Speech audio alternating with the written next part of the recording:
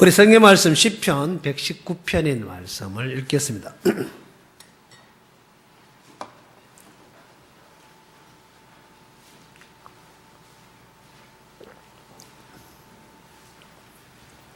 (119편) 9절에서 읽어 내려가겠습니다.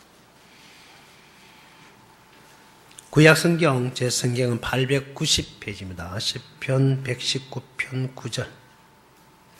청년이 무엇으로 그 행실을 깨끗게 하리까?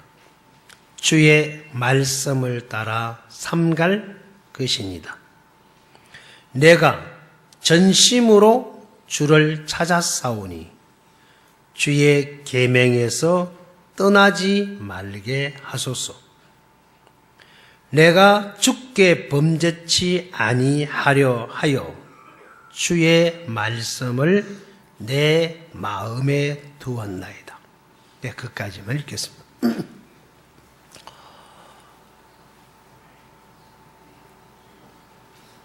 제가 동대구에서 사역하고 있을 때입니다.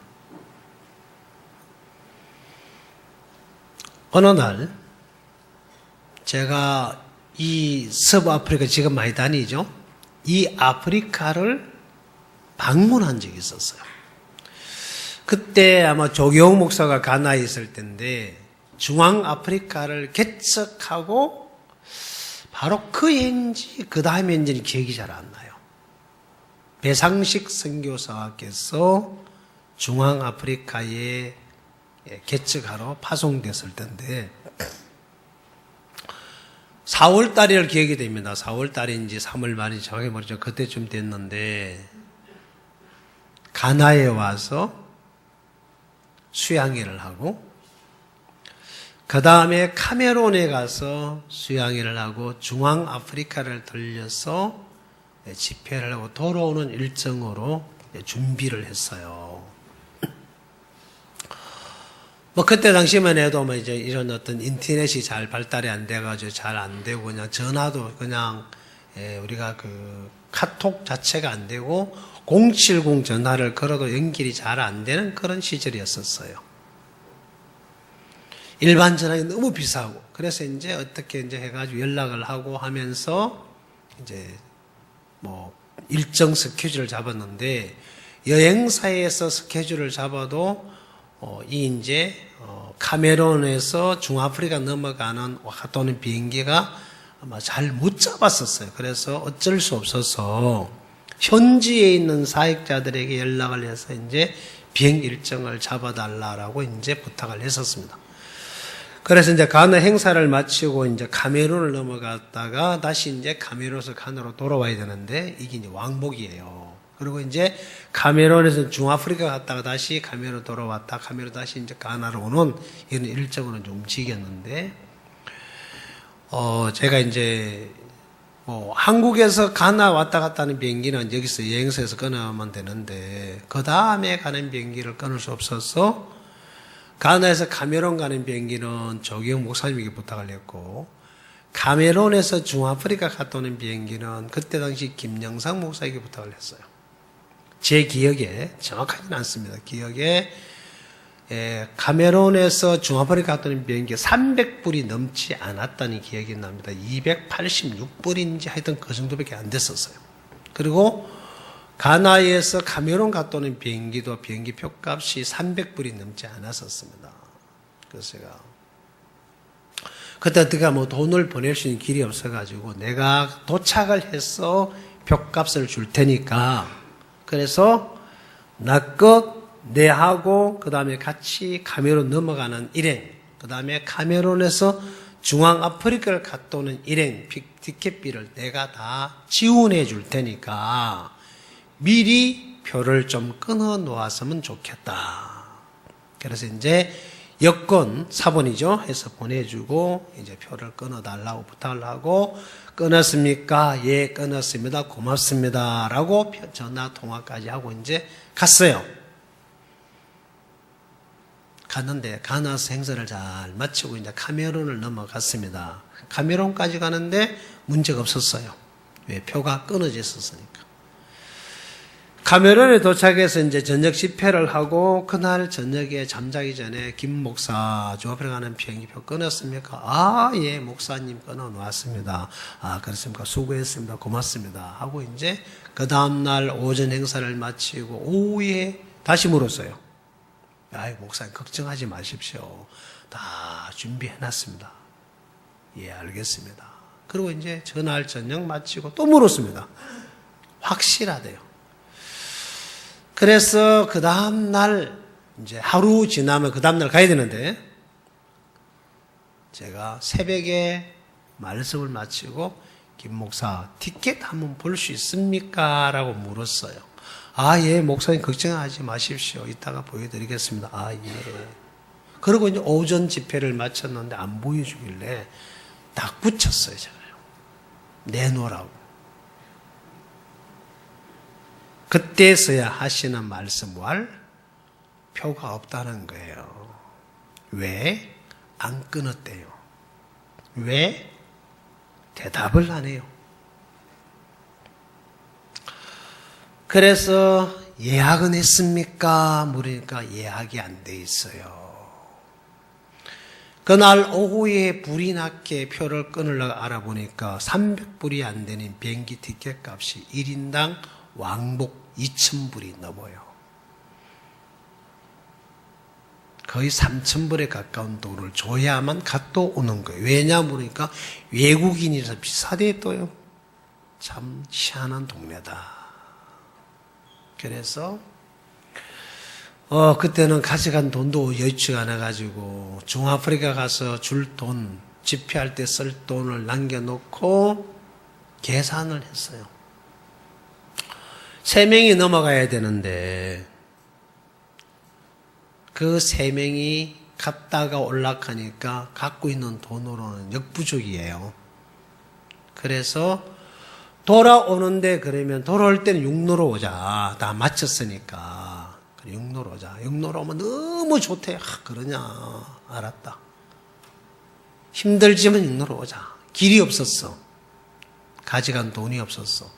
그래서 이제 가는 비행기를 하여튼 거의 기억으로는 한 4천 몇백 불 주고 세사는 거를 끄는 걸로 기억이 나요. 300불도 안 되는 돈 주고 끊으면 될 돈을 왕복 티켓을 그렇게 끊어 갔다 왔어요.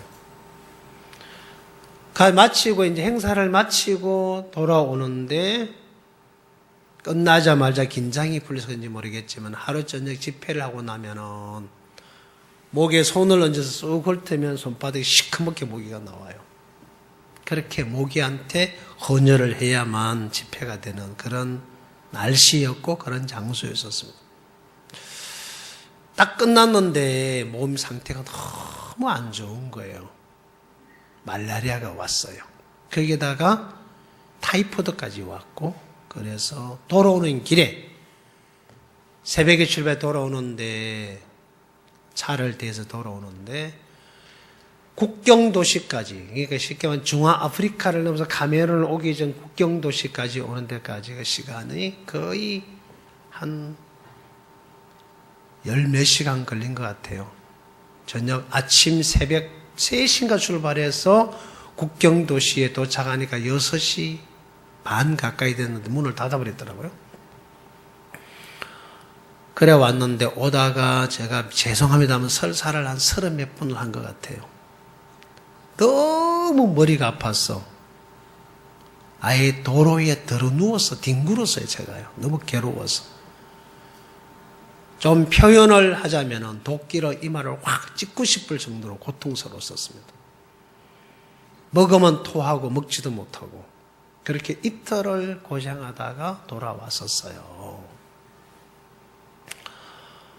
그래서 이제 가나 와서는 왕복 티켓이 있어가지고 그냥 왔는데 그해 1년 내내 한여름에 보일러를 틀어놓고 어깨를 찢어야만 잠을 잘 정도로 너무 고통스러웠어요. 지금도 이제 찬바람을 맞으면 어깨가 그렇게 힘들어 아파요.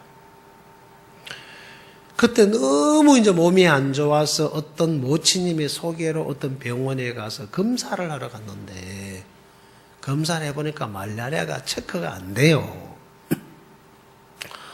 그래, 이분이 이제 검사를 하다가 저한테 목사님, 폐가 안 좋습니다. 제가 웃었어요.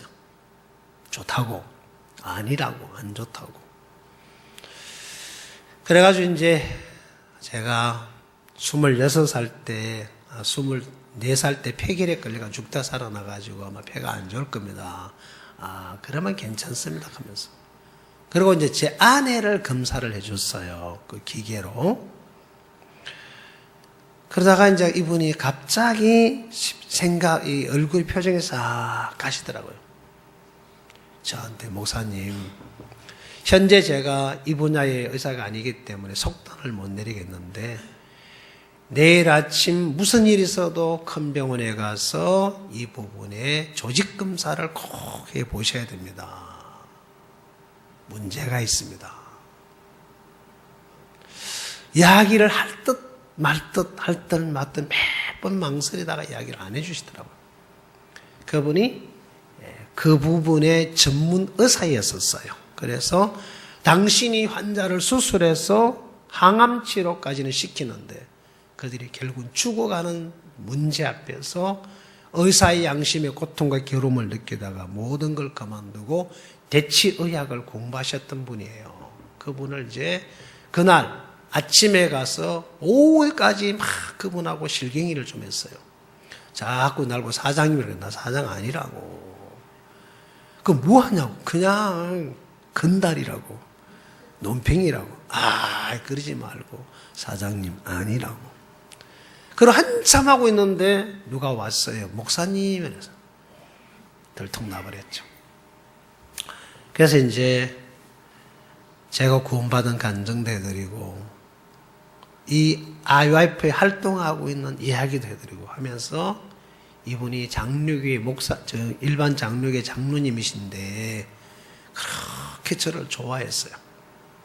그러면서 그 검사를 그냥 해주셨어요. 그래 조직 검사하니까 제 아내가 이제 암인 거예요. 종양인 거예요. 그래서 이제 연락을 하니까 사모님께서 한양대학병원에 준비를 다 해놓고 올라가서 검사를 했었어요. 그때 그 상황을 제가 이제 목사님께 보고를 드렸는데 그때 목사님이 케냐에서 캠프를 하고 계시는데 새벽에 아마 사역제 모임을 하고 있는 중이었던 것 같아요. 전화 통화가 안 되고 사모님에게 제가 말씀을 먼저 드렸어요. 연락이 오셨어요. 목사님 저한테 해주신 말씀이 박 목사, 아무것도 아니야. 특이한 목소리 계시죠? 그죠? 목사님 뭐든지 아무것도 아니에요. 아무것도 아니야. 왜? 주님 안에서는 아무것도 아니죠. 목사님 주님밖에 안 믿으시니까. 그 다음에 두 번째 하신 말씀이 빨리 수술을 서둘러. 그리고 또별 먹으면 나싸. 그러고 또 있다가 바로 전화 안 끊고 다른 말 한 두 마디 하시다가 또 말씀하셨어요. 그 두 마디가 이제 김성은 목사가 전화 안 받는다고 나한테 전화하라 해라. 그 얘기 하셨어요. 그러니까 또 아무것도 아니야. 빨리 수술을 서둘러. 또별 먹으면 나사. 나한테 빨리 전화하라 해. 나는 내 아내가 심각하게 전화했는데 목사님 아내 마음이 하나도 문제를 안 삼으시더라고. 근데 내 마음에도 하나가 문제가 안 돼야 되는데 나는 문제가 되고 있는 거예요. 그때 하나님이 내게 주셨던 약속의 말씀이 있어요. 그게 예레미야 29장 11절에 14절 말씀이었어요. 내가 너희를 향한 내 생각을 내가 아나니 재앙이 아니요 네 장래의 소망과 평안을 주기 위함이다. 너희가 내게 와서 기도하면 내가 들을 것이고 전심으로 나를 찾고 찾으면 만나지리니 라고 한 약속이 있습니다. 그때 처음으로 제가 갖고 있는 성경책을 집어 던졌던 사람입니다. 벽에다가. 하나님, 내가 뭘 잘못했길래 내 나이 26살 때 구원받고 지금까지 주님 앞에 이 생간에 와서 죽으라고 청소한 것밖에 없는데 왜 나에게 이런 고통과 죄와 저주가 와야 합니까? 뭐 때문에 제 아내가 암이 걸려야 합니까? 사역을 어떻게 하라고? 제가 알고 있는 상식은 암이 걸리면 죽는다는 것밖에 없었습니다. 참 힘들었어요.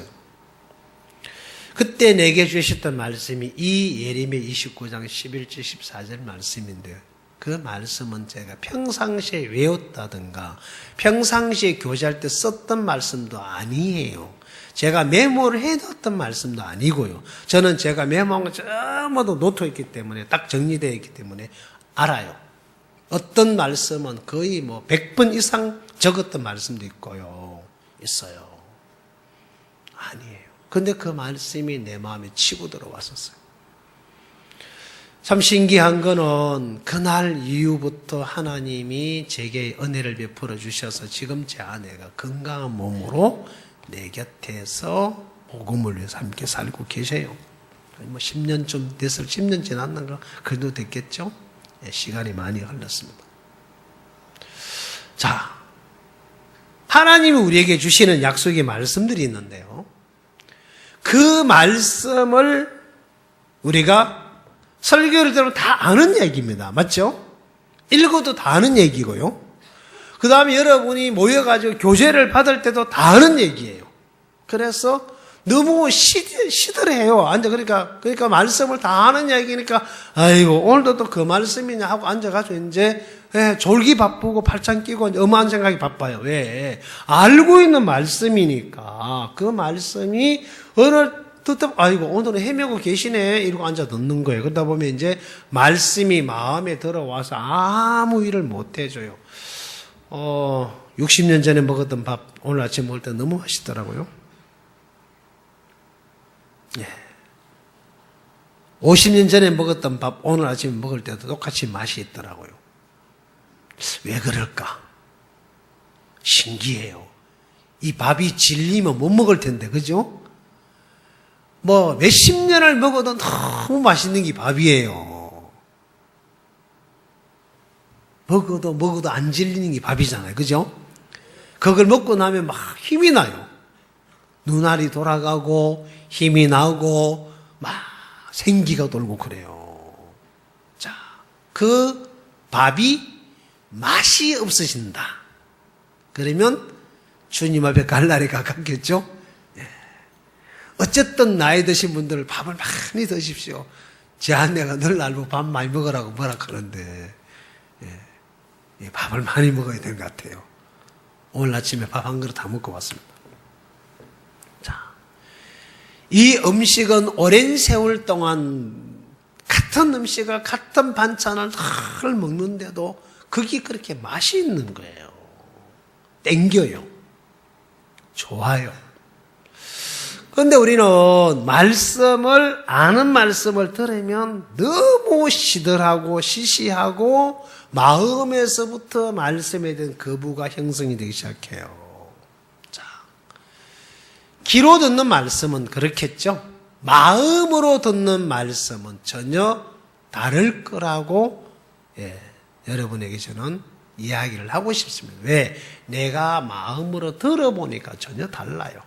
마음으로 일을 해보고 마음으로 살아보고 마음으로 어떤 것을 받아 한번 들어보시면 전혀 다릅니다. 일을 해도 마음으로 하는 사람하고 근성으로 한다 그러죠. 마음 없이 일하는 사람을 보고 근성으로 한다. 그 사람은 시키는 일만 해요. 그리고 시키는 일만 하면 참 좋은데 그 시킨 일 플러스 자기 생각으로 일을 하기 때문에 항상 일을 망쳐요. 도와주는 게 아니고 그 일을 더 방해하고 더 자재를 손실내게 만들어서 어렵게 만들어요. 왜? 그런 사람들은 자기를 믿는 마음이 강하기 때문에 일하는 걸 보고 이래 하네 나도 하면 되지 하고 해요. 근데 그러기까지 하는데 전체를 생각을 안 합니다. 전체를 생각 안 하기 때문에 일을 그렇게 대충 해요. 그러면 이제 거기에 대한 준비가 미치지 못한다 그 말입니다. 말씀도 마찬가지예요. 우리가 하나님 앞에 믿음의 세계는 하나님과 마음이 하나가 되면 이건 역사는 저절로 일어나게 되어 있습니다. 그게 안 돼서 그래. 자, 오늘 여러분 제가 하고 싶은 이야기. 여러분 마음에는 수많은 많은 말씀들을 알고 있겠지. 마음에 정말 내 마음에 있는 말씀이 뭐가 있는지를 한번 체크를 한번 해보십시오. 자, 오늘 읽었던 말씀이에요. 이런 말씀이 있습니다. 내가 주께 범죄하지 아니하려고 그랬습니다. 하나님 앞에 바른 삶을 살고 싶어서, 믿음의 사람이 되고 싶어서, 영적인 사람이 되고 싶어서, 그러면 어떻게 되느냐? 그 마음에 말씀을 둬야 합니다. 말씀을 받아들여야 합니다. 그래서 이 성경에는 내가 주께 범죄하지 아니하려고 내 마음에 둔 것이 있습니다. 뭘 뒀나요? 주의 말씀을 두었다 했습니다. 그러면 여러분의 마음에 주님이 정말 계십니까? 하고 물을 때 예 하고 대답을 합니다. 그러면 그 주님이 늦잠을 자라고 합니까? 입 다물어 버립니다. 그 주님이 성경을 보지 말라고 합니까? 입 다물어 버립니다. 그 주님이 믿음으로 살지 말라고 합니까? 입 다물어 버립니다. 그 주님이 물질에 인색하라고 합니까? 입 다물어 버립니다. 제가 오늘 아침에 서부아프리카 어떤 사역자한테 카톡을 받았습니다. 그래, 자네가 원하는 청을 내가 들어줄게. 단 자네가 원하는 청을 들어주는 대신에 자네의 사역 속에서 믿음으로 물질을 넘고 형편을 넘어서 하나님의 손에 잡혀서 믿음으로 사는 역사와 간증이 내 귀에 들려질 때 자네가 원하는 그 일을 내가 이루어줄게 그랬어요. 그러고 마지막에 쓴 글이 믿음으로 살다가 안 되면 망하십시오.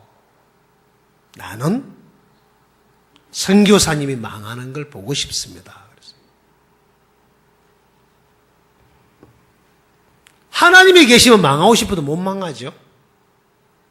하나님 절대로 망하도록 놔두지 않기 때문에요.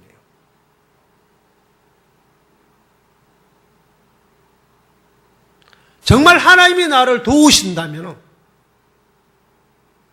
내가 어떤 문제 앞에서도 그 문제에 내가 끌려가지 않아요. 골리앗이라는 사람을 눈앞에 두고 사울이 대하는 골리앗은 정말 무서운 사람이었습니다. 피하고 싶은 사람이었죠. 두려움의 대상이었죠. 감히 말도 걸어볼 수 없는 대상입니다. 싸운다는 것은 말도 안 되는 소리입니다. 피하고 숨고 도망가야 하는 게 사울의 대책입니다. 왜일까요? 사울은 하나님으로부터 기름 부음을 받은 하나님의 종입니다. 그럼에도 불구하고 왜 사울은 골리앗을 대할 때 그렇게 대할까요?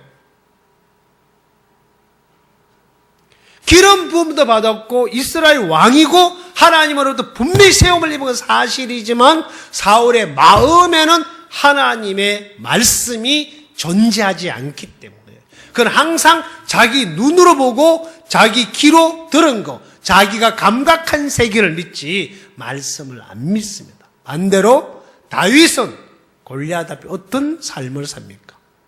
이 할례없는 블레셋 군인가? 감히 누군데 살아계신 하나님의 군대를 모독하느냐? 내가 당장에서 목을 잘라버리겠다 그랬습니다. 그게 다윗입니다. 그는 아비의 양을 칠 때에 어느 날 곰이 와서 양 새끼를 훔쳐갈 때 곰과 싸워서 곰의 이빨 속에 있는 양을 뺏어냅니다. 하나님이 자기를 곰의 발톱에 찍히는 본인을 경험을 합니다. 어느 날 사자가 와서 양 새끼를 훔쳐갈 때 사자의 수염을 잡고 싸워서 이깁니다. 역시 하나님이 나를 또한 사자에서 지키는 하나님을 만납니다. 골리앗과 싸우러 나갈 때 아무것도 가지고 안 나갑니다. 그냥 맨손으로 갑니다. 왜? 하나님의 눈으로 볼 때 골리앗은 죽어있는 시체와 다를 바가 없었습니다. 껍데기만 크지 아무것도 없는, 이미 하나님이 골리앗을 목을 잡고 있고 하나님이 이미 골리앗을 향하여 죽음이 결정된 일이 보인다면 그 골리앗과 싸울 이유가 없겠죠. 그냥 막대기 들고 나갑니다. 그가 골리앗이 이랬죠. 야, 네가 나 개인 줄 알고 막대기 들고 왔냐? 야, 개만 좋게 강아지야. 그러고 나갔겠죠.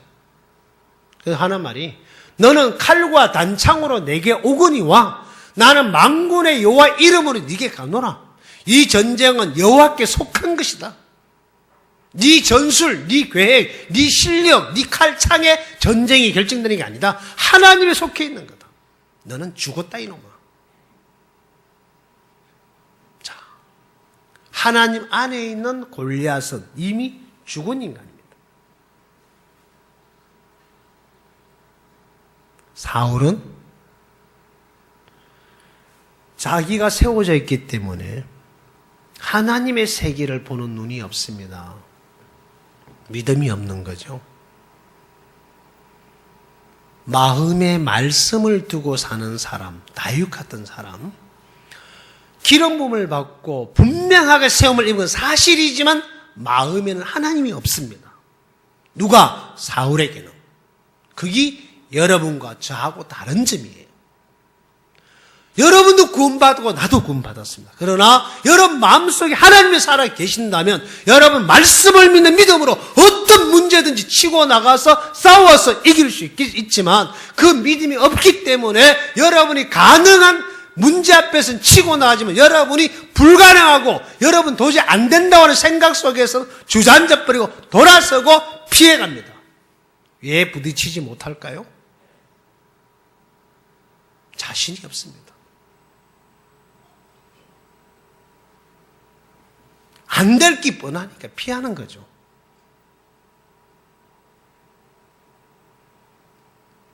싸움을 안 합니다. 그래서 이 시편에서는 주의 말씀을 내 마음에 두었다. 성경책에 있는 말씀, 나도 알고 여러분도 알지만은 이 말씀이 여러분에게 뭘 해줍니까? 이야기할 때 성경 구절 외워가지고 같이 이야기하는 대화를 하겠죠. 그 말씀이 내 마음을 뭘 바꿔줬으며 그 말씀이 내 아들, 내 자녀들을 어떻게 이끌어줬으며 그 말씀이 내 인생의 마음을 뭘 바꿔줬느냐. 말씀이 한 게 뭐가 있냐.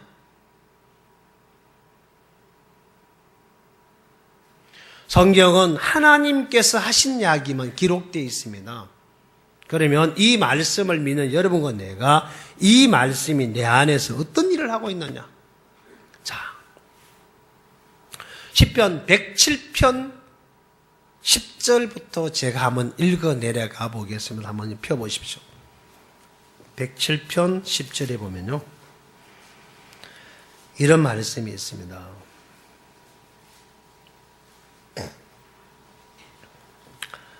사람이 흑암과 사망의 그늘에 앉으며 공고와 새 사슬에 매임은 하나님의 말씀을 거역하며 지존자의 뜻을 멸시함이라. 그러므로 수고로 저희 마음을 낮추셨으니 저희가 엎드러져도 돕는 자가 없었도다. 이에 저희가 그 근심 중에 여호와께 부르짖으며 그 고통에서 구원하시되 흑암과 사망의 그늘에서 인도하여 내시고 그 얽은 줄을 끊으셨도다. 여호와의 인자심과 인생에 행하신 기한 일을 인하여 그를 찬송할지로다. 그가 논문을 깨트리며 새 빗장을 꺾으셨음이로다. 미련한 자는 저희 범과와 죄악의 연고로 고난을 당하며 저희 혼이 각종 식물을 싫어하여 사망의 문에 가깝도다. 이에 저희가 그 근심 중에 여호와께 부르짖으며 그 고통에서 구원하시되 저가 그 말씀을 보내어 저희를 고치사 위경에서 건지시는도다. 여호와의 인자심과 인생에게 행하신 기이한 일을 인하여 그를 찬송할지로다. 자, 이게거든요. 사람이 흑암, 사망, 그늘에 앉으며 공고와 쇠사슬에 매임은 왜 그러냐? 왜 사람이 공고하냐? 왜 사람이 우울증에 걸리냐? 왜 사람이 자살의 충동을 느끼냐? 생각의 지배를 받습니다. 사람은 육체가 있습니다. 제 몸이 있듯이 육체가 있습니다. 이 몸은 스스로 아무것도 못합니다. 이 몸을 지배하는 것은 마음인데요.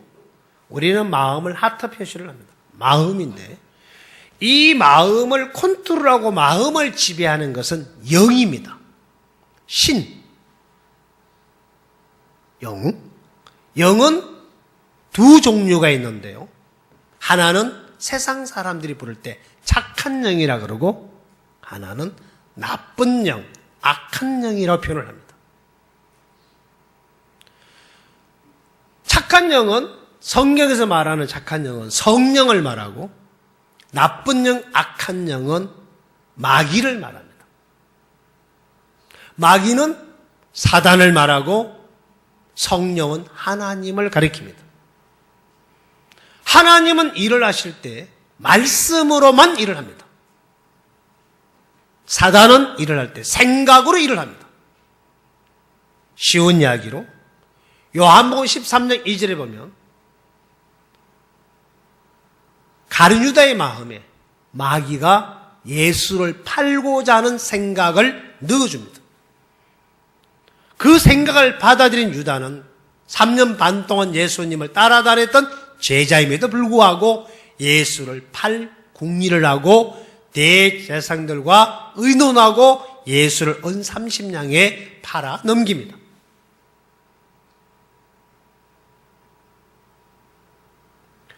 오늘도 이 말씀에 보면 내가 말씀을 보내요 고치고 위경에서 건진다라고 되어 있습니다. 그래서 그 말씀을 가진 인자 되신 예수님이 육체의 몸을 입고 죽은 나사로를 찾아와서 나사로를 산다고 말을 합니다. 그때 그 말을 들은 마르다와 마리아가 예수님 마지막 부활 때 살 것을 믿습니다. 아니야, 네가 오늘 믿으면 영광을 본다로 말합니다. 아닙니다. 마지막 부활 때 무덤에 가셨습니다. 돌을 옮겨 놓아라. 예수님 죽은 지 날이 됐습니다. 썩어서 냄새가 납니다. 뭐 하려고 돌을 옮겨 놓으라 합니까? 돌을 옮겨 놓은 이후에 주님이 이렇게 말합니다. 나사로야 나오너라.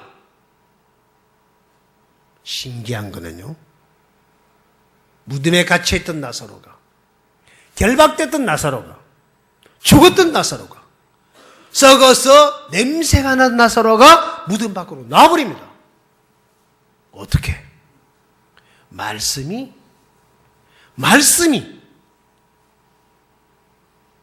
나오게 하는 겁니다. 38년 된 병자를 찾아가 주님이 이렇게 말씀하셨습니다. 네 자리를 들고 일어나 걸어가라. 38년 동안 걸어보지 없는 것 치고 벌떡 일어나 걸어갑니다. 기가 막힌 얘기죠. 그 말씀이 걸어가게 하고, 그 말씀이 소경의 눈을 띄우고, 그 말씀이 혈루병의 여자의 그 눈을 마르게 하고, 그 말씀이 안전뱅이를 일어나 걸어가게 하고, 그 말씀이 죽은 나사로를 살려내고, 그 말씀이 죽은 야이로의 딸을 살아나게 하고, 그 말씀이 중풍병자를 일어나 걸어가게 합니다. 그 말씀이 10년 전에 제 아내를 암에서 살려놨고, 그 말씀이 30년 전에 저를 허리 병신에서 폐결핵에서 죽었는 저를 살려놓았습니다. 그 말씀이 내가 구미사에 갈 때 최수연이를 척추염에서 살려놓았고요. 그 말씀이 최요한을 전화통화로 목사님의 말을 듣고 정갈에 죽어가던 친구가 살아나는 기적이 일어났습니다. 누가 말을 하든지 간에 그거는 도구일 뿐입니다. 그 말씀 자체는 살아있습니다. 어떤 자가 그렇게 변화가 일어날까요? 구원받은 지 오래된 사람? 장로 집사? 천만에요. 안 됩니다. 장로도 죽어도 안 되고 집사도 죽어도 안 됩니다. 누가 말씀을 믿는 자만 돼요. 그게 데살로니가전서 가르쳐 줬잖아요. 몇 장? 2장? 몇 절? 14절. 맞아요? 제가 제대로 연지 모르겠네. 데살로니가전서 2장 14절, 13절, 14절. 한번 펴봅시다. 제가 지금 헷갈려 13절인지 14절인지. 믿는 자 속에 역사한다는 말씀이 거기 있죠? 맞아요? 몰라요? 네. 한번 봅시다. 13절이네요. 이러므로 우리가 하나님께 쉬지 않고 감사함은 너희가 우리에게 들은 바 하나님의 말씀을 받을 때에 사람의 말로 아니하고 하나님의 말씀으로 받음이니 진실로 그러하다. 그 다음은 같이 시작.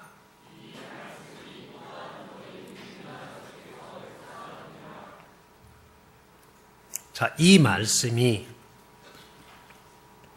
또한 너희 믿는 자 속에 뭐한다? 역사한다. 그러면 어린 사람이 믿던 나이가 많은 사람이 믿던 장로님이 믿던 집사가 믿던 목사가 믿던 평신도가 믿던 믿으면 역사를 합니까 안 합니까? 믿으면 역사해요 안 해요? 합니다. 그래서 최수연이가 말씀을 믿을 때 척추염에서 살아났고 암이 53가지가 암을 지배했을 때 그 암과 싸워서 이겼던 것처럼 최연이가 정갈에 죽어가던 그가 병원에서 끝내버렸지만은 그 말씀이 들어가서 그를 다시 소성케 하는 기적 같은 이야기 우리는 간증을 들었습니다. 맞죠? 그 장본인 최연이 지금도 살아서 복음 앞에 일을 하고 있지 않습니까? 자, 그럼 이거는 말씀이 일을 한 겁니다. 맞아요? 맞아요, 안 맞아요? 누구에게? 믿는 자 속에 뭐 한다고요? 역사한다. 그러면 여기에 기록되어 있는 말씀은 오늘 이 순간에 여러분이 이 말씀을 믿으신다면 여러분의 문제를 주님이 해결하겠습니까? 못하겠습니까? 합니다. 제발 좀 믿으십시오. 제발. 근데 여러분, 나 믿습니다! 라고 하는데 안 믿어요. 기가 막히죠. 대화해보면 전혀 안 믿어요, 말씀을요. 자기가 하나님과 동급인 줄 알아요. 기가 막혀요. 하나님은 창조주, 우리는 피조물이에요. 맞아요? 그분으로 말면 만들어진 존재란 말입니다. 그럼에도 불구하고 자기가 하나님과 동급인 줄 알아요. 어떤 사람 한 급발 위인 줄 알아요. 말씀을 안 믿으셔요. 그래서 너무 잘 알아요. 잘 깨달아요. 그리고 확실하게 알고 계시는데 말씀이 그분에게는 일을 못 하시는 거예요. 왜? 믿지 않기 때문에. 믿는 자 속에 역사를 하시지 안 믿는 자 속에는 이 말씀이 아무리 전해줘도 말씀이 그분에게는 일을 못 하셔요. 그러니까 38년 된 병자가 일어나 자리를 들고 걸어갈 때 그 행각 안에 수많은 병자들이 같이 누워서 물의 동함을 기다렸고 그 38년 병자 앞에 수많은 사람이 같이 예수의 말씀을 들었지만 38년 병자 일어나 걸어갈 때 보고도 그들은 예수를 믿지 않습니다. 최연이 정갈에 죽어다 살아나는 걸 보고도 최수연이가 척추염에서 암 53가에서 살아나는 걸 보면서도 우리는 그 간증을 듣고 하면서도 이 강주에 와서도 간증을 했지 않습니까? 그럼에도 불구하고 은혜롭다, 감사하다, 좋다라고 하는데 믿지 않기 때문에 내 마음에 올라오는 수많은 생각과 번뇌와 고통과 괴로움과 우울증에 끌려다니면서 괴로워 살지 않습니까? 왜 그럴까요? 믿지 않아서 그렇습니다. 진리를 알지니 진리가 너희를 자유케 한다라고 되어 있는데 그 진리가 그 사람은 괴롭히는 거겠죠? 예, 부담스럽습니다. 믿음으로 사는 게 부담스럽습니다. 믿음으로 사는 게 너무 싫습니다. 믿음으로 사는 게 너무 괴롭습니다. 그래서 말씀을 알면 아는 것만큼 그분에게는 부담이 되고 짐이 되고 법이 되니까 그래서 성경을 덮어버리고 안 보고 안 듣고 안 읽어요. 왜? 이 속에 안 끌려오려고 합니다. 몸부림을 칩니다. 그냥 주일날 예배 오는 걸로 만족하지 믿음으로 사는 걸 절대로 발을 안 내딛습니다. 그래서 이 삶의 세계에 들어오기를 싫어합니다. 그거는 여러분 에스겔 36장에 있는 24절에 머물러 있어요. 맑은 물로 씻고 너희의 더럽힌 몸을 정결케 하고 깨끗함을 입는 건 사실인데 그 다음에 굳은 마음을 제하고 부드러운 마음을 넣어서 하나님의 새 영을 넣어서 율례와 길이를 쫓아 지키고 행하게 하겠다 그랬습니다. 내 안에 마음이 바뀐 적이 없습니다. 내 마음은 손대지 마라. 나는 손대지 마라. 내 집에 부와 영광은 줘도 좋다. 그게 39장에 나오는 보디발, 창세기 39장 보디발의 삶이에요. 우리 또한 마찬가지 않습니까? 예수를 믿고 잘 되는 건 좋다. 그러나 내가 간섭받는 건 싫다. 나 손대지 마라. 얼마나 훌륭한 신앙을 합니까? 그게 보디발의 신앙이에요. 우리는 그렇게 살고 있습니다. 일을 못합니다. 자, 죽게 범죄하는 게 어떻습니까? 말씀을 믿는 믿음으로 살지 않는 게 죄라고 로마서 14장 14절인가요? 절수는 못 외우겠네요. 거기에 기록되어 있습니다. 믿음으로 쫓아 하지 않는 게 모든 게 죄다. 자, 이 말씀이 마음에 있는 사람들은 그 말씀이 그 사람들을 바꾸고 삶을 바꾸는 기적이 일어나요. 자, 성경 하나 찾아볼게요. 여러분 갖고 있는 성경 119편 다시 돌아가서요. 49절과 50절을 한번 펴보십시오.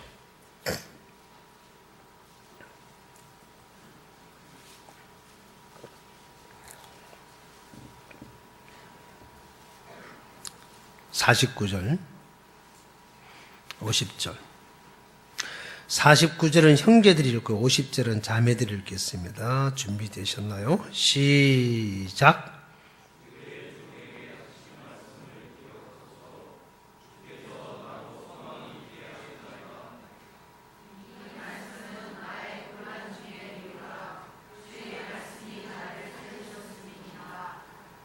자,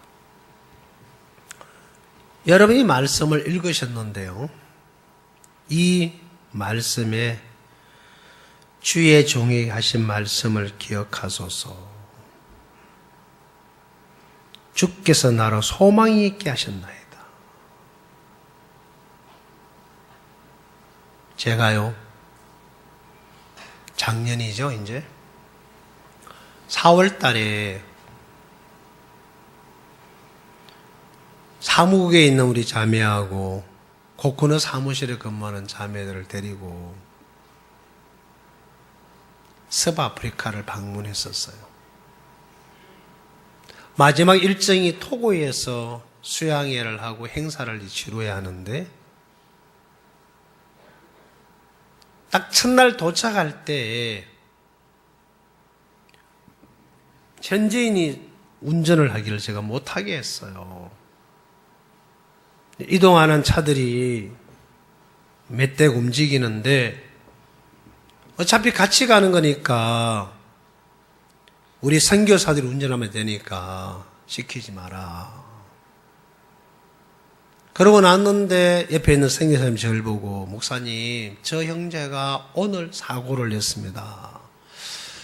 예전에 선교사님들 이야기해도 안 듣습니다. 어떻게 하면 좋겠습니까?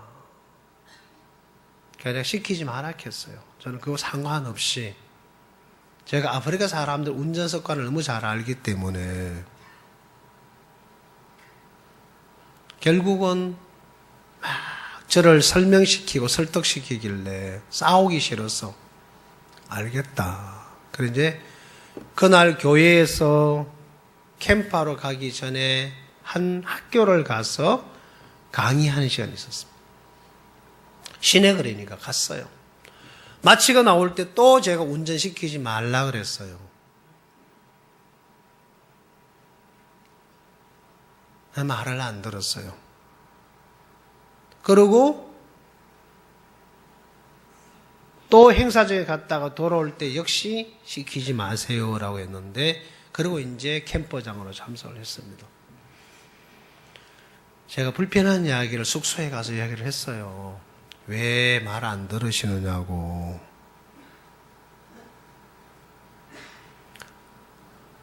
내가 움직일 때 저는 한국에서는 모든 우리 식구들 데리고 스트레스 한 대로 내가 움직이겠다. 목사님을 위해서 어떤 행자가 이 차를 줬는데 써야 된다고. 자네 타고 다니고 나는 같이 일행과 함께 그 차로 움직이겠다. 그 다음날 아침에 행사장으로 가기 위해서 차를 타고 왔는데 또 그 형제를 또 운전시키고 내가 못하게 했어요. 그 형제가 운전해 오다가 여러분 들어서 알겠지만은 우리나라 지방도로보다 더 안 좋은 도로입니다. 눈앞에 차가 오는데도 불구하고 추월해서 가려고 하다가 정면 충돌을 피하기 위해서 확 꺾어서 넘어가는 바람에 충돌은 피했지만 그 속도에 의해서 차가 도로 밖으로 뛰쳐나가면서 나무를 정면으로 뒤받았어요. 그래서 차가 전복이 됐단 말입니다. 그래서 여기 있는 이은혜 자매하고 성는 자매가 죽다가 살아났죠. 기가 막히죠. 그때 하나님이 저에게 주셨던 약속의 말씀이 있습니다. 성경 구절은 아니었습니다. 그 성경 구절은 제 마음에 떠올랐던 말씀, 예레미야 29장 11절 14절 말씀이었어요. 하나님, 제가 여기에 송장을 치르러 왔습니까? 그거는 아니라 마음이 들었어요. 그러면 내 앞에 있는 이 두 자매는 이제 송장이 되어 있는데 깨어나지도 않는데 어떻게 하실랍니까?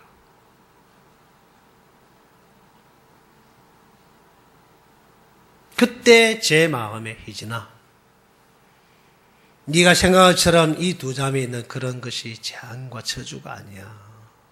내가 너희에게 이 일을 당하는 모든 이에게 소망과 평안을 주기 위해서 허락한 일이야. 용납이 안 됐습니다. 저는 참 사람이 반듯한 놈이에요. 용납이 안 됐어요. 그날 밤에 목사님과 통화를 하고 보고를 드리고 났는데 그 다음날 다른 선교사님 핸드폰을 통해서 목사님이 나에게 주신 약속이 문자가 있었어요. 토고에 일어난 교통사고에 대해서 하나님이 은혜를 입혀주셨습니다. 속히 나아서 건강하게 되기를 바랍니다. 라고 하는 짧은 문자였습니다. 은혜를 입혀주셨구나. 나는 몰랐죠. 근데 병원에 가서 검사를 해보니까 갈비뼈가 7개가 내려앉았는데 그 뼈가 간과 폐를 쳤는데 감사하게도 빵꾸가 안 났어요. 출혈이 나오다가 그날 밤에 멎었습니다. 만약에 출혈이 계속 나왔다면 죽여야 했죠. 지금은 살아서 이제 일하고 계셔요. 보면은 기가 막히죠. 하나님 그 말씀대로 기적처럼 정말 빠른 속도로 병원의 의사들이 다 놀랄 정도로 회복을 시켜줬고 한국에 데리고 와서 치료를 받을 수 있도록 길을 열어줬고 아마 그 일을 통해서 서자매나 이자매 마음속에는 하나님을 잊을 수가 없을 것 같아요. 저보다 더 진하고 가깝고 분명한 하나님으로 말면 사는 삶을 배웠을 겁니다. 물론 오랜 시간 동안의 육체의 사고로 인하여 고통과 아픔은 있겠지만 그 아픔보다 더 값어치가 있는 하나님이 나를 지키시고 살리시고 붙잡고 계시는 일하고 계시는 그 주님을 얻어서 가장 힘있게 산다고 저는 생각이 들어져요. 자, 그때 내게 주신 말씀. 제 아내가 그랬을 때 그 말씀 줬고 수연이가 문제 있을 때도 예레미야 29장이었고 도구에 사고 났을 때도 또한 그 말씀이 제 마음을 잡아줬고 그리고 이사야 41장 말씀이 제 마음에 강하게 잡아주었습니다. 이 말씀이 하나님이 제 마음에 두게 하셨고 이 말씀이 내 인생에 어떤 걸 줬느냐 49절에 있는 말씀처럼 내 인생에 절망이고 고통이고 원망이고 울부짖고 몸부림을 취할 나라는 인생 앞에 하나님은 소망으로 바꾸주셨습니다. 대화를 할 수 없는 누워있는 자매를 보면서도 나는 소망을 갖게 해주셨고요. 살아난다고 살아나도 정상으로 몸이 움직일 거라고 가능성이 없는 자매를 쳐다보면서도 내 마음에 하나님은 소망을 주셨습니다. 왜? 말씀에서는 그리 돼 있었습니다. 신기하게도 그 말씀대로 그대로 돌려주셨어요. 이 말씀은 여러분은 잘 모르겠지만 제 마음에서는 너무 소망스러운 거예요. 그래서 저도 여러분에게 자주 이사야 41장을 외우라고 하고 네 이름을 넣어서 읽어보라고도 하고 그렇게 합니다. 왜? 이 말씀이 나를 거기에서 건져줬고 내 아내를 내 가족을 나와 함께 어려움을 당했던 이연애나 서영란 자매를 살려주셨고 벗어나게 해줬기 때문에 이 말씀이 내 마음에서는 새겨져 있어요. 그게 내게는 힘이 되는 거예요. 그래서 이 말씀이 나로 소망이 있게 하신다이다. 50절에 이 말씀은 나의 곤란 중에 위로라. 그런 상황에 있을 때 누가 무슨 말을 하는데 그게 무슨 위로가 되겠습니까? 그때 사고 소식을 듣고 그 토고에 있는 도지사, 롬의 도지사께서 직접 병원에 저를 찾아왔습니다. 우리나라 돈으로 거의 100만 원에 가까운 돈을 전해주고 갔죠. 그게 무슨 위로가 되겠습니까? 그거는 큰 돈이에요. 그 나라에서는. 엄청 큰 돈이에요. 우리나라 이 가치를 따지면 몇 천만 원이 되는 돈의 가치예요.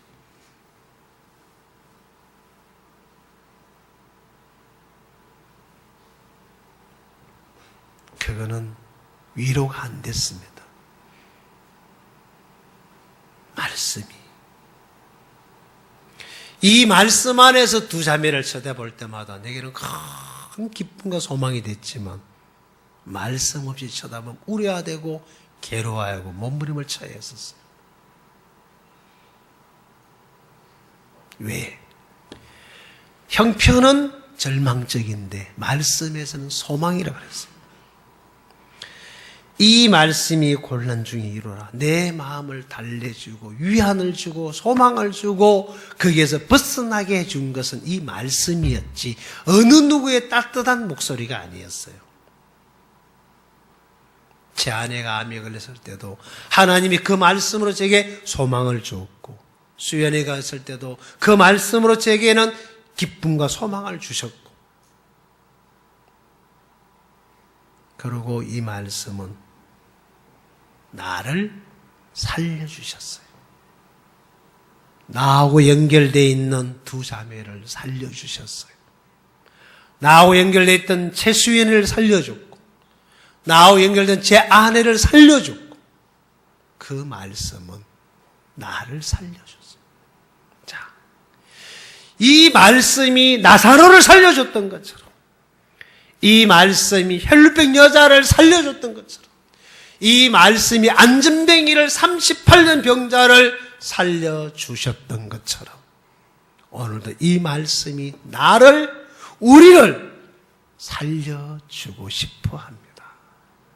그래서 이 말씀을 또 전하고 또 이야기하고 또 이야기하지만 이 말씀을 믿는 자 속에 살아 역사한다 라고 데살로니가전서 2장 13절에서는 그렇게 말씀하고 계십니다.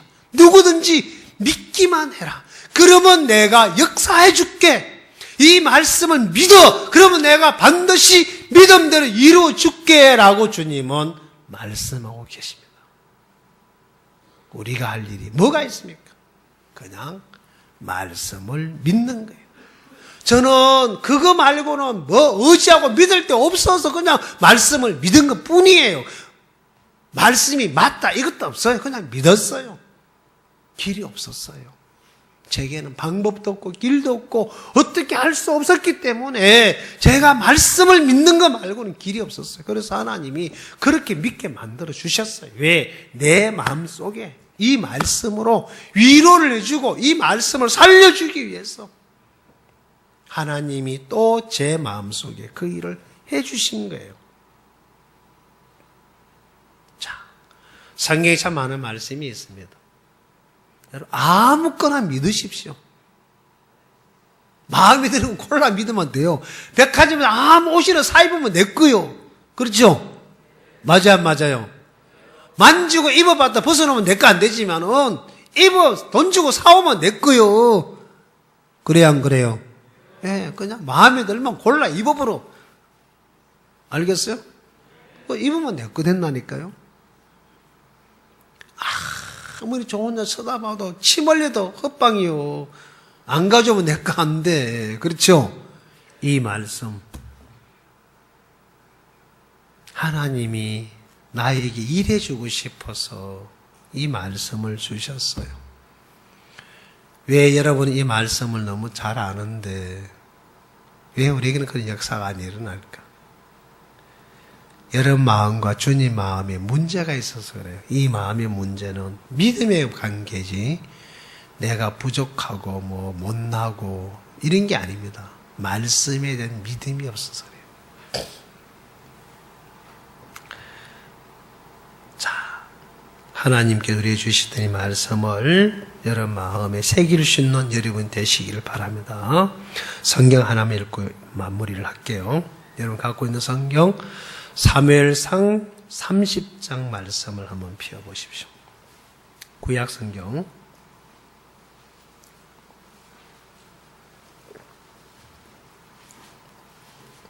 사무엘상 30장입니다.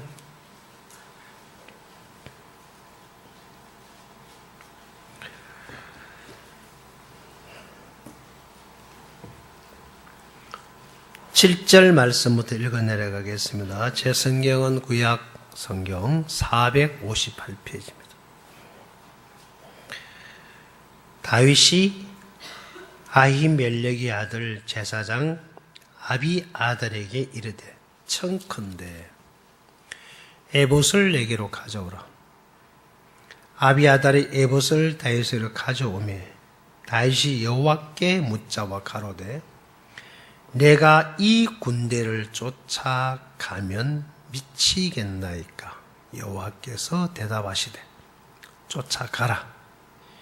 네가 반드시 미치고 정령도로 찾으리라. 이에 다윗과 그와 함께 600명이 가서 버솔 시내에 이르는 뒤 떨어진 자를 거기 머물러서되 곧 피곤하여 버솔 시내를 건너지 못하는 200인을 머물렀고 다윗은 400인을 거느리고 쫓아가니라. 한 군데 더 읽겠습니다. 열왕기하 3장을 한번 펴보십시오.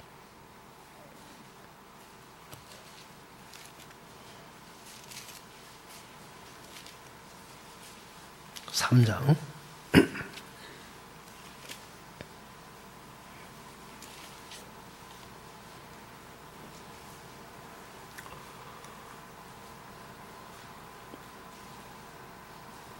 11절, 3장 11절 말씀부터 읽겠습니다.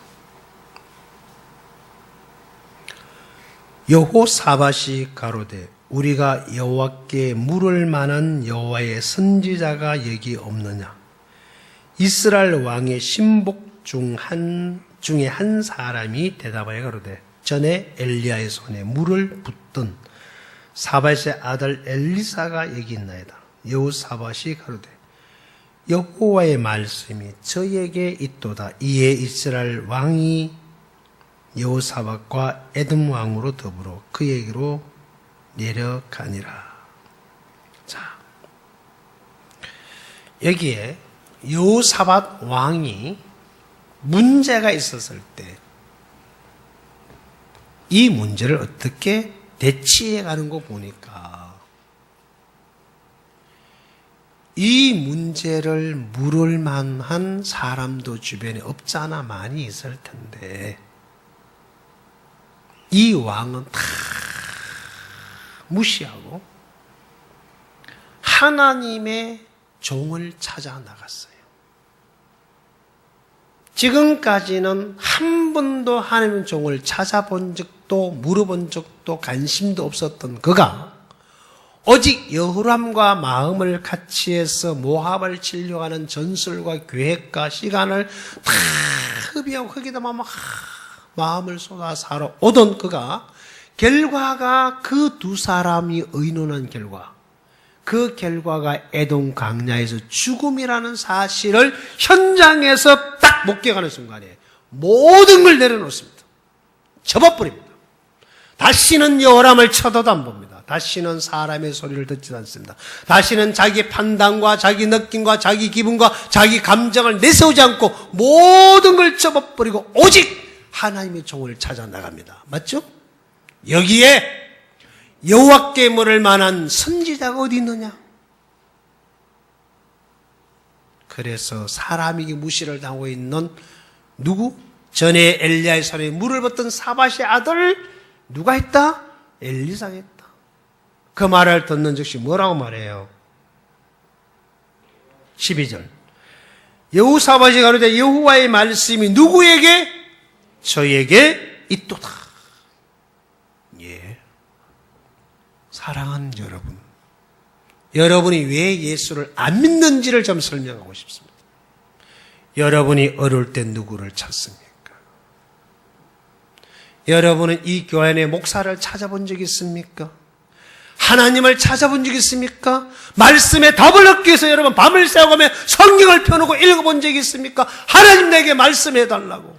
내 아내가 죽어가고 있습니다. 병들어 있습니다. 내가 가정이 어렵습니다. 힘듭니다. 못 견디겠습니다. 원망을 하지만은 말씀을 펴놓고 하나님 어찌하여 이런 일을 줍니까? 나에게 말씀을 달라고 본문을 주 말씀을 여러분 읽어보고 찾아보고 그래서 안 돼서 여러분 종을 찾아가 본 적 있습니까? 쉽게 툭툭 뱉는 말, 원망과 불평의 소리를 뱉겠죠.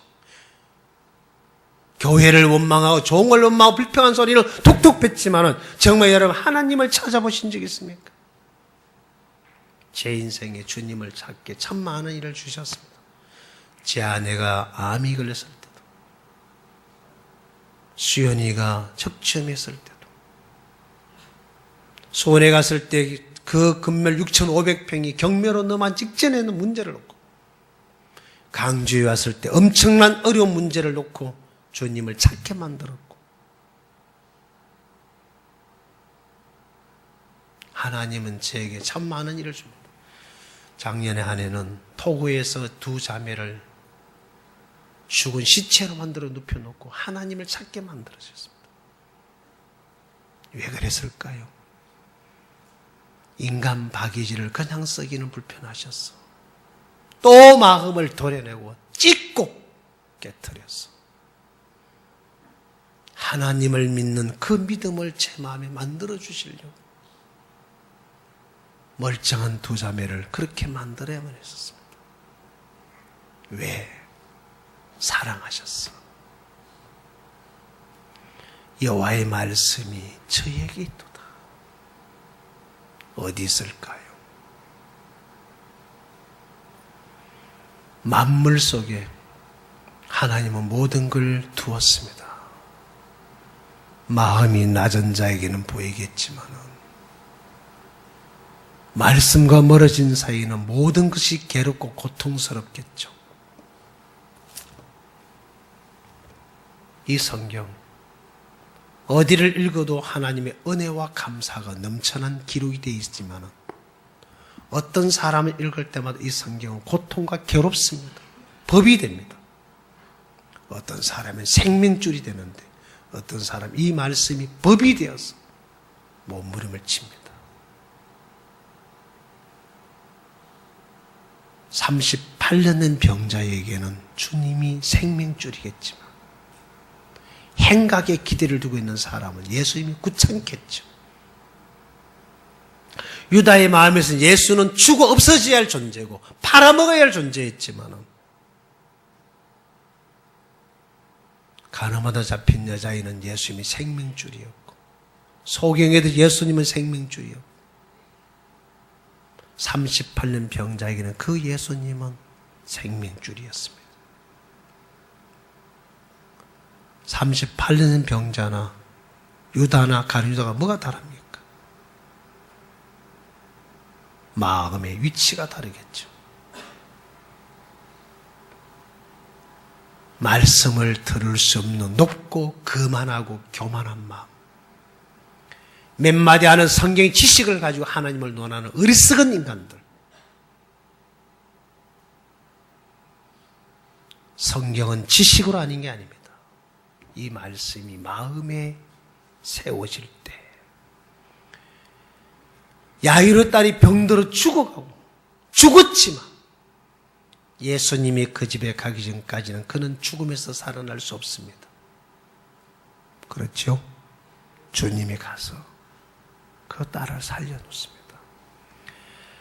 나사로가 죽어서 썩어서 냄새가 나고 있지만 예수님이 나사로 앞에 오는 순간에 더 이상 썩지 않습니다. 더 이상 죽음에 잡혀있지 않습니다. 더 이상 무덤에 있지 않습니다. 주님은 살아 계신 분이기 때문에 그를 무덤 밖으로 이끌어내 줍니다. 그 예수님이 내 인생에 찾아오신다면 나를 이 고통에서 환희의 세계로, 소망의 세계로, 축복의 세계로, 승리의 세계로 이끌어 주실 것입니다. 그 주님을 믿으시라는 겁니다. 살아계신 예수님, 나에게 일을 하고 싶어 하십니다. 하나만 이야기를 할게요. 제가 잘 모르지만 들은 이야기를 한번 해볼게요. 우리 몸에 피가 있잖아요. 알아요? 네. 저는 O형이에요. 듣자 하니 다 주는데 받지는 못한대 아무거나. 그래서 저는 A형이나 B형이나 AB형한테 피 안 주려고. 그 사람 피는 줘도 못 받는데 O형은 O형 피만 받아들인대. 맞아요? 그래서 나는 피 안 주려고. 한 번도 안 줬어 아직까지. 옛날에 한 번 줬네 누구를. 누가 하는지 모르겠어요. 이 피가 우리가 볼 땐 똑같은 것을 보지만 뭐 O형이 있고 A형이 있고 B형이 있고 AB형이 있다 하는데 저는 몰라요 그거요. 근데 의사분들이 하시는 말씀에 의하면 A형 피와 B형 피가 섞이지 않는다고 제가 들었는데 맞아요? 아무도 모르시네. A형 피와 B형 피가 섞여요? 안 섞인답니다. 내가 해보지는 않았지만. 그래서 A형 피를 가지고 있는 사람은 B형 피를 절대로 받아들일 수가 없대. 이 피가 거부한대요. 섞이지 않는답니다. 몰라도 돼요. 그것처럼 사람에게 있는 생각이 있는데 이 생각과 말씀은 절대로 섞이지를 않아요. 여러분의 마음에 생각을 갖고 있는 사람은 절대로 말씀을 받아들일 수가 없어요. 믿고 싶어서 믿어야지 해도 안 믿어져요. 왜? 마음에 생각이 있기 때문에 그 생각이 처리되기 전까지는 말씀이 내 마음에 하나가 될 수가 없습니다. 그러려면 먼저 내 생각을 처리를 해야 돼요. 이 생각을 처리하지 않으면 말씀은 우리 마음에 들어와서 아무 일을 못 해줍니다. 여러분 마음에 생각을 치려고 버린 사람들은 말씀이 그대로 들어와서 오늘 이 순간 여러분 삶 속에 일을 하실 거고, 여러분 마음에 생각을 갖고 앉아 들은 사람은 하고 이제 돌아가면 헛방이에요. 아무것도 없습니다. 그냥 들은 이야기로 끝납니다. 변화나 삶을 그 사람에게는 찾아볼 수 없어요. 그러면 먼저 내 마음에 있는 이 생각을 처리하지 않으면 아무 소용이 없습니다. 왜? 사람들은 다 자기 생각을 따라 살아요. 왜? 마귀가 철두철미하게 생각을 믿게 만듭니다.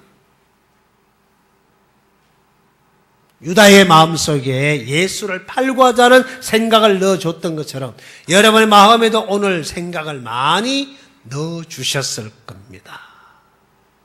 말씀 앞에 세워보십시오. 말씀과 다른 것은 다 버려야 합니다. 여러분 집에 밥상에 못 먹는 풀이 올라오지는 않을 겁니다. 여러분 밥상에 똥이 올라오지는 않을 겁니다. 쓰레기가 올라오지는 않을 겁니다. 내 마음에 생각을 두는 자체가 하나님을 대적하는 것이고 거스리는 것입니다. 나라는 존재를 세워주는 자체가 하나님을 대적하는 겁니다. 내 안에 세워져야 할 것은 말씀이지 생각이 아닙니다. 그래서 애굽 땅에 요셉이 들어와 있었습니다. 노예시장에 있을 때, 보디발의 집에 있을 때 무슨 일을 해줬습니까? 보디발의 집에 부와 재물을 넣고 준 건 사실이지만 요셉이 보디발을 다스리지를 못합니다. 요셉이 보디발의 아내를 다스리지 못합니다. 그것은 말씀이 내 인생에 뭘 해줍니까? 내 마음을 다스려 줍니까? 내 생각을 다스려 주십니까? 여러분의 인생에 살며 더 나은 경제의 부를 위해서 예수가 필요하지 않습니까? 보디발처럼. 그래서 보디발을 끌어들여서 네가 우리 집을 관리해다오. 그에게 맡긴 순간에 부를 얻어드립니다. 그 부를 얻었지만 그 부를 준 요셉을 보디발은 감옥에 보내야 하지 않습니까? 왜? 자기에게 문제가 생겼을 때. 그는 자신이 요셉을 다스립니다. 여러분이 말씀을 다스린다 그 말입니다. 여러분이 교회를 다스린다 그 말입니다. 말씀이 나를 다스려줘야지 내가 하나님을 어떻게 다스립니까? 41장의 바로 왕은 요셉의 다스림 속에 속합니다. 네가 내 집을 치리해다오. 나는 너보다 높은 게 보좌뿐이다. 내 백성이 다 네 명을 복종하리라. 이 말씀을 마음에 둔 사람은 그 말씀이 그 사람 마음을 다스려 가겠지요. 그 사람의 마음에 다스림을 받을 때 그 마음에 평안이 찾아오겠죠. 소망이 찾아오겠죠. 기쁨이 찾아오겠죠. 질병이 끝나겠죠. 고통이 끝나겠죠. 어둠이 끝나겠죠. 왜? 말씀이 그를 다스려 주니까. 말씀이 박이진 인생의 가정을 다스릴 때, 박이진을 다스려줄 때 병이 끝나고 허리가 낫고 새 마음을 가고 살 수 있도록 제 삶을 바꿔주셨던 것처럼, 그 말씀이 최수인을 다스릴 때 그 척추염에서 살려놓았던 것처럼, 암 53가지 암에서 살려놓았던 것처럼, 그 말씀이 최요한의 마음을 다스릴 때 죽음으로 몰아가던 정갈의 독을 해독해버리고 그를 멀쩡하게 살게 만들어버리는 것처럼, 그 말씀이 여러분의 마음에 어디에 계십니까? 그리고 이 말씀이 여러분에게 무슨 일을 해주고 계십니까? 잠이 안 올 때 성경을 펴고 잠자는 수면제로 쓰십니까? 사랑하는 여러분, 성경을 아는 이야기를 논하고 싶지는 않습니다. 이 말씀이 여러분의 마음을 어떻게 바꾸어 주셨습니까? 12년 동안 헬루병으로 고통하는 여자에게 예수님은 그의 헬루 근원을 말려주셨고 병에서 벗어나 새 삶을 살게 만들어줬습니다. 사람들이 끌려다니면서 계치벌을 받던 가늠아 잡힌 여자를 예수님은 그를 자유케 해줬습니다. 말씀은 여러분에게 뭘 해주셨습니까? 사랑하는 여러분, 이 말씀은 저를 병에서, 길바닥에서, 상류집에서, 배고픔 자리에서, 지금은 최상의 자리에 앉아 있습니다. 수많은 장관들이 제 앞에 와서 은혜를 구하고, 이 성교회 안에서 있다가 보니까 하나님은 저를 그렇게 만들어 놓았습니다. 내가 무엇인데 복음 때문에 저를 높이고 세워서 일을 하고 계셔요. 제가 올해 받은 박사의 김에도 3개를 받았습니다. 기가 막히죠. 전무후무하고요. 제가 받은 박사는 아무도 없는 박사가 하나 있어요. 이번에 받은 건데요, 여러분 받고 싶어도 못 받아요. 과가 없어요. 이거는요, 마인드 박사예요. 마인드 교육학 박사학위를 받았어요. 그것도 기니에 있는 국립대학교. 전 세계 제가 처음이거든요. 예수님 때문에. 앞으로 마인드를 많이 하게 될 것 같아요. 그래서 하나님이 저에게 주셨다고 저는 믿어요. 사랑하는 여러분,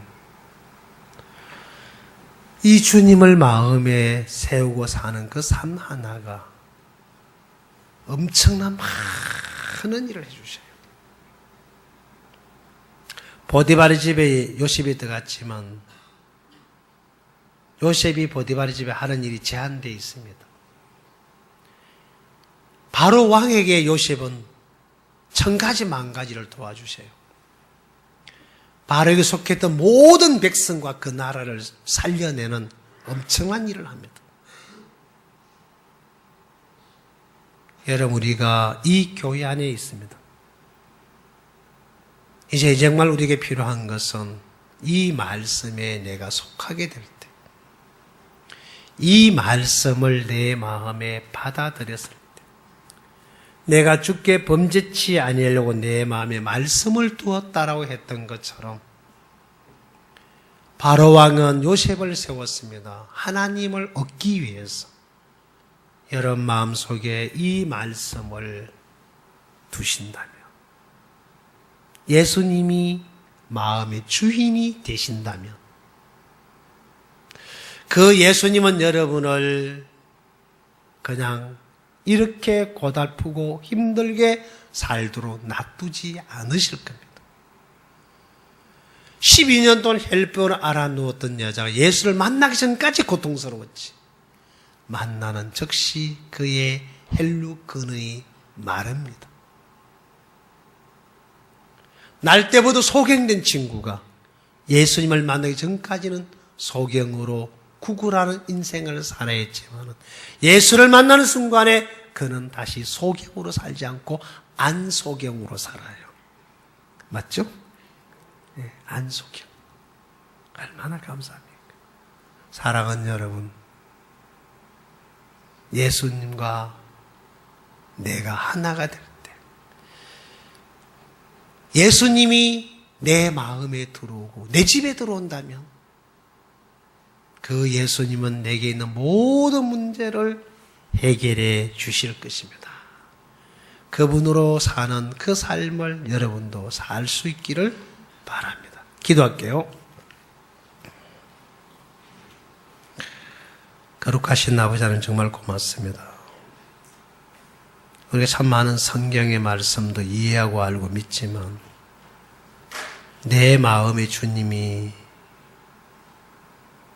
세워지지 못해서 내가 어렵고 힘들어할 때 그 짐을 내가 지고 살아왔던 지난 날들을 부인할 길이 없습니다. 하나님, 오늘 저들의 마음속에 애굽 땅이 요셉이 세워지면서 애굽의 평화와 죽음과 저주가 끝나고 소망으로 바뀌었던 것처럼 저들의 마음에 이 말씀이 세워지는 순간에 말씀이 우리에게 새 삶을 살게 해주실 줄 믿습니다. 혼돈하고 공허하고 흙 깊은 땅에 말씀이 들어오면서 그 땅이 변했던 것처럼 38년 병자 주를 만나기 전까지는 고통과 괴로움에 살았지만 주를 만나는 즉시 병에서 벗어나는 것처럼 이 아침 저들의 마음속에 이 말씀과 연결될 때 우리를 거기서 이끌어 주시고 새 삶을 살게 하실 주님 앞에 소망을 갖습니다. 우리 모두에게 그 은혜를 입혀주시기를 부탁을 드립니다. 이 말씀이 살아서 38년 병자를 일어 걸어가게 만드셨던 것처럼 죽은 나사를 무덤 밖으로 불러내 주셨던 것처럼 오늘 저들의 마음을 이 생각의 세계에서 벗어나게 하셔서 하나님 앞에 새 삶을 사는 은혜를 입혀주시기를 간곡히 부탁을 드립니다.